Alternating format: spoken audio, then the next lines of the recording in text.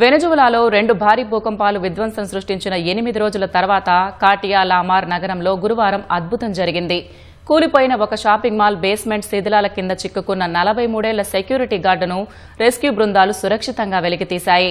June 24న గాలెరియాస్ Playa Grande shopping సెంటర్లో రాత్రి వేళ సెక్యూరిటీ గార్డుగా పనిచేస్తున్న హెర్నాన్ గిల్ భూకంపం రావడంతో తన చిన్న సెక్యూరిటీ క్యాబిన్లోనే చిక్కుకుపోయాడు.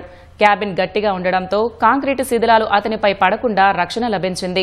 శిథిలాల కింద అతడు ఉన్నట్లు సమాచారం రావడంతో చిలీ ఫైర్ ఫైటర్స్ సమన్వయంతో కోస్టారికా, అమెరికా, పోర్చుగల్, మెక్సికోకు చెందిన ప్రత్యేక సహాయక బృందాలు రెస్క్యూ ఆపరేషన్ నిర్వహించాయి.